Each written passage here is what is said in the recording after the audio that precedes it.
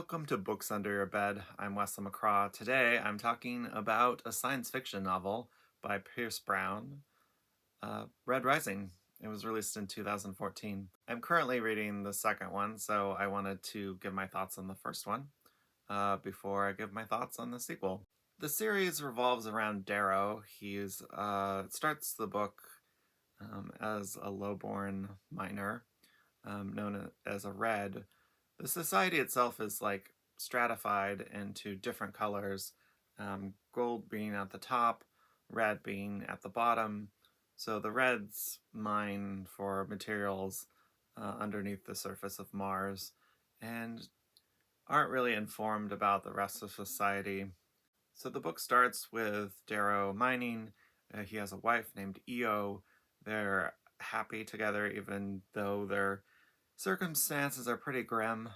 Io rebels against the rule of the Golds, and she is then executed as an example to prevent other Reds from rising. And that's sort of the start premise of the novel. The book starts pretty strong, mostly because the prose are emotional, charged, and energetic. It's from the perspective of Darrow, and it's a pretty impassioned perspective that has a lot of energy. The downside, though, is that the beginning uses a lot of fairly tired tropes. The main one being the wife feels a little bit too much like just a plot element to kick off the story. This trope has been used a lot.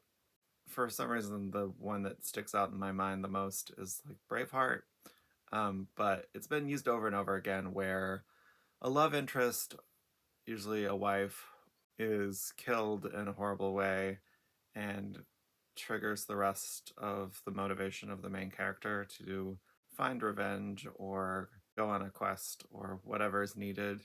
And it doesn't do much more with the idea than has been done before. So you're reading through the beginning kind of expecting it, and it sort of just does what you expect. From there, Darrow is transformed into a gold, and this section I think is yet another idea that's been in science fiction a lot of like being transformed and so that you can like fit in with another part of the society. And this section of the novel I thought went a little too long.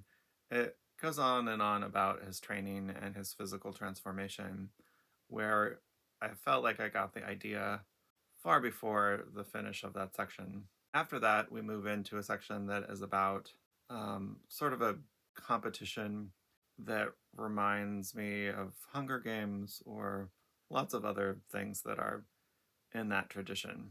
All of this makes it sound probably more derivative than it really is. It comes up with a fairly fleshed out version of these tropes that feels fairly persuasive and entertaining. The competition section feels like the heart and meat of the book. This section is entertaining, but it's yet another part of the book where women in danger and sexual violence is used to further the plot, which I'm not completely against. That is a valid plot point in books, but it's not necessarily done in an interesting or fresh way in this. The book overall feels very male from a male perspective and could use a little bit of self-reflection, how plots should be constructed and how characters should be treated. And then the book wraps up fairly quickly. It has a lot of plot threads at that point, and not all of them really get the time that they need to pay off in satisfying ways. But overall, it's a fairly entertaining end to the first book. If this was as good as the series gets, I probably wouldn't keep reading it. Even though it's written fairly well for a mainstream science fiction action novel that sort of straddles the line between YA and adult science fiction. And if the future novels followed the same structure and had the same influences, I wouldn't keep reading.